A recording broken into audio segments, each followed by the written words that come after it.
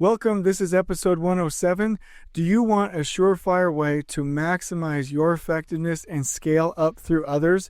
If so, you'll want the content today. Stay with us. This is the Elevate Construction Podcast, delivering remarkable content for workers, leaders, and companies in construction wanting to take their next step.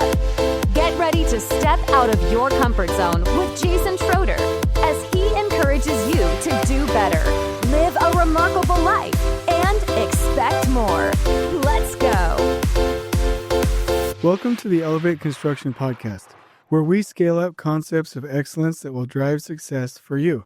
My name is Jason Schroeder, and today's Shorter Thursday podcast for project managers is titled, Spend Your Time with Your Best People. So this concept may rub some people wrong because we're always taught to make sure that we're taking care of people that need help. We're always talking about lifting other people up. We're talking about training. We always talk about mentoring. And I do believe that, and this concept supports that. But the concept title is to spend your time with your best people, and I'll explain why, but that doesn't preclude taking care of and mentoring and developing others. What it does preclude is always taking care of the squeaky wheel in our most destructive and irresponsibly needy people. So let me tell you what the concept is. So if you split all of your people into thirds, whether that's in your team or in your company or in your department or wherever, typically, generally speaking, your first third will be bought in. Those people will believe in your processes. They will believe in your culture. They'll believe in your systems. They will just get it and be aligned with where you as leaders want to go. And that's great. They're going to be the ones that easily adapt. They adopt certain principles and practices. They're bought in. They weigh in. They're generally pretty happy with where the direction of the company, the project is going, where the culture is going, what we're doing, how we're going to be successful. Then you have another third that's kind of undecided. So when I draw this on a board, I'll draw it in a question mark, right? That's the undecided group right down the middle. They're not exactly sure what to believe. Maybe they haven't been paying attention. Maybe they're not fully bought in. Maybe they haven't taken the time. They could be bought in, or they could be a dissenter, if they had extra time to think about it. And then the other third, and I'm talking generally, these numbers aren't always exactly that way, but the other third is not bought in. And so when I draw it on the board, I draw a third, in a rectangle in thirds, and one third is positive, then question mark in the middle, then negative on the other side. This is the group of people that will dissent, that will fight against standards or not be on board with standards. They won't support the standards. They might be silent. They might not speak up. They might not actively fight against it, but they definitely won't support it. And sometimes these people will actively fight against the culture, fight against the standard operating procedures, and fight against where the company is going. They're disgruntled. There may be a number of different reasons for doing it. And I'm not even saying it's based off of bad intent. They may not have the skills to understand or get on board or to deal with things emotionally. Maybe they're doing their best, but at the end of the day, they're still not bought in. And because they're not bought in, they're not actively supporting the culture, right? So here's what we have to realize. Typically in construction and in our industry in general, and in any industry for that matter, the detractors, the negative folks, the people that are not bought in will be the squeaky wheels. They will complain the most. They'll in around you. They'll go talk to the boss.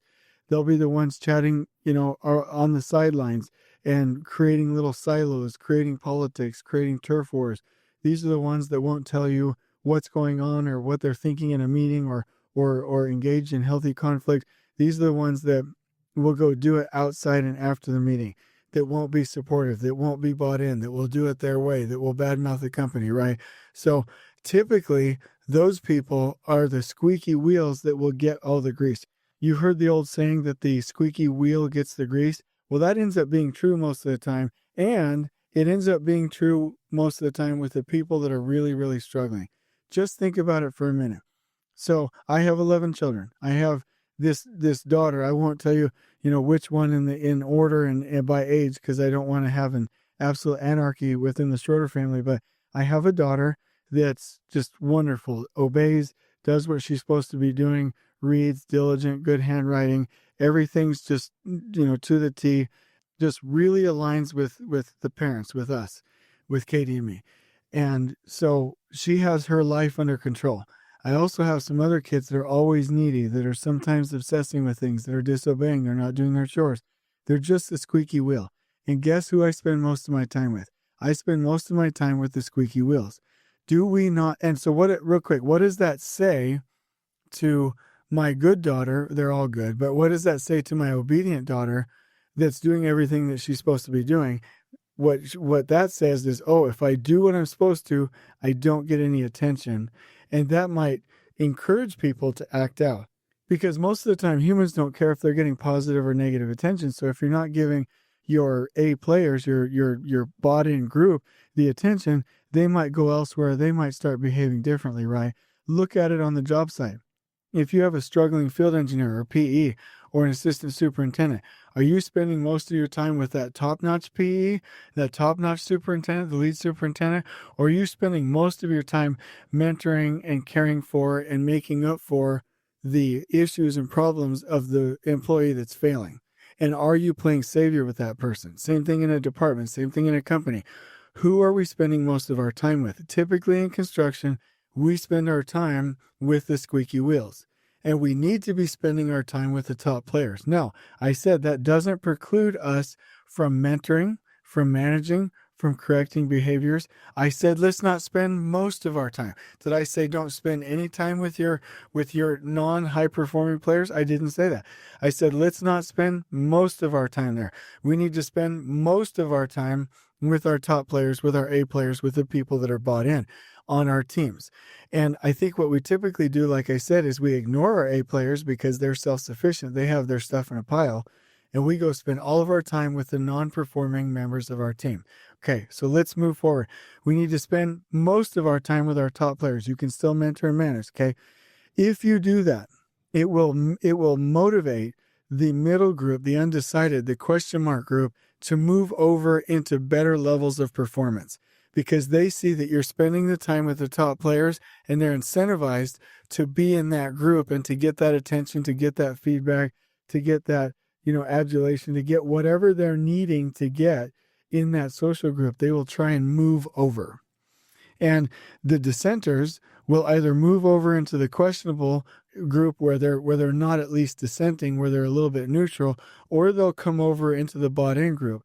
But usually and I learned this from Patrick Lencioni, and he said this in a conference at the 2017 Lean Congress, that there's about 5% of the group of the dissenters which will just say, I'm not getting any attention. They don't spend time with me. Nobody's listening to me. I'm going to leave the organization, or I'm going to leave the job, or I'm going to leave the department. And that's good, because we have to get the wrong players off the bus. And it's because they're not getting the attention. Now, if we do it the wrong way and spend most of our time with our non-performing players, or with the squeaky wheels, or with the dissenters, then the middle questionable group of, hey, I don't know which way I'm going to go, they'll see that all of the dissenters, all of the people that talk bad behind people's backs, all of the people that aren't bought in, all of the people that are trying to start separate movements in politics and silos, that group is getting the attention, and some of them will move over there. And you might end up with a larger group of dissenters.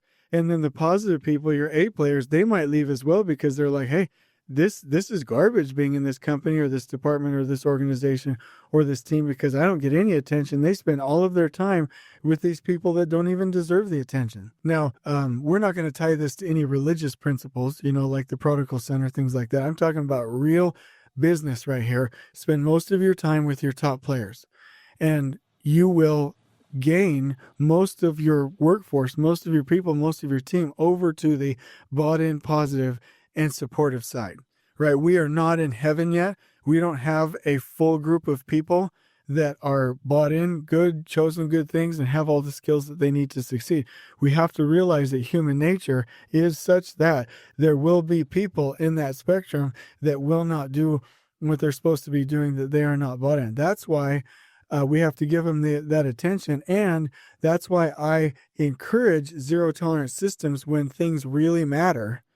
Because to get that other 30%, to get that percentage of the workforce or your team or whoever up to the pay-to-play standards, where they have to be performing here to be safe or to install a quality product. We have to not tolerate bad behavior on these project sites. Now, if somebody was like, hey, zero tolerance is, it's a little bit harsh. We shouldn't do that. We should train. Like I said, I just want to say one more time, let's train all day long. That's what I do. I started a business to start training. I do free podcasts to do training. Training happens before we go on site. Once we go on site, we follow the rules. There is no training on site about not dying. There is no training on site about I don't want to fall out of this harness 3 stories onto the ground. We have to be trained before we get to the job site. And when we're on the job site, we cannot tolerate bad behavior. It is zero tolerance if we really want to hold the line. And so we have to find with 2 ways, incentive by giving the positive attention, and survival, meaning you're not allowed to work on this project if you don't meet the minimum standards. We have to move people into that upper 2/3 and probably up into that upper 1/3 of bought in, and I'm going to do what I'm supposed to be doing on the project site. So let's change the quote from squeaky wheels get the grease, but the well-advertised and high-performing individuals get the promotions. So let's change it from squeaky wheels get the grease to squeaky wheels might get the grease, but the well-advertised and high-performing individuals get the promotions. And that's true. So my advice to this group, and especially to project managers, is spend most of your time with your top-performing people. Most of your time. You can still mentor, you can still manage, but do not spend an unbalanced amount of time with your low-performing people.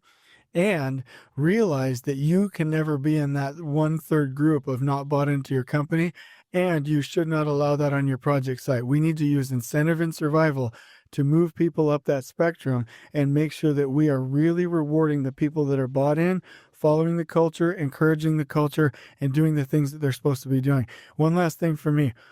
To not support the culture is just as bad as taking away or tearing it down.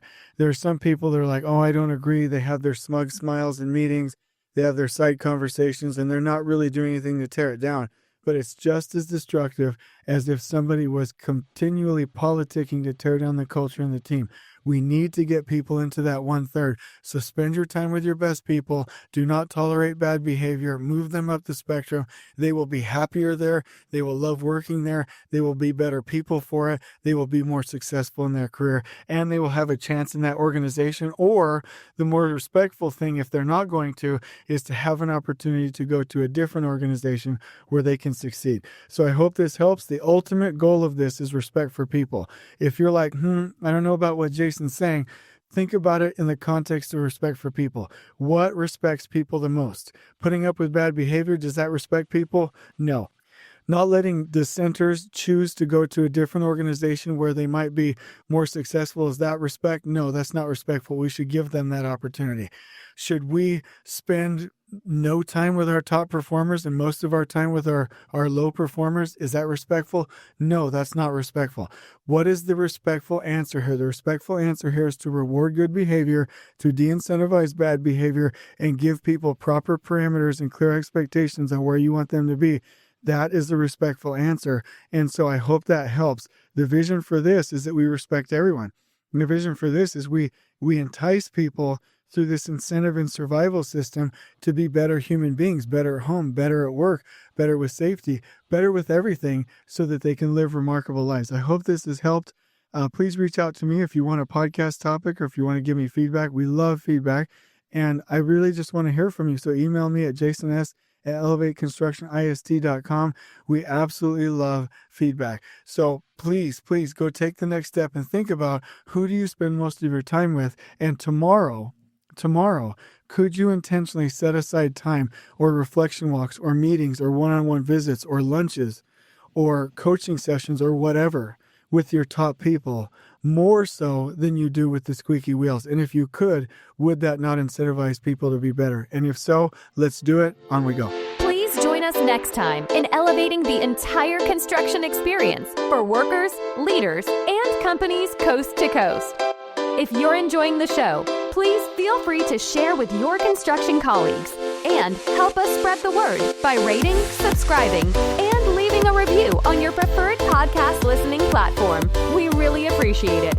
We'll catch you next time on the Elevate Construction Podcast.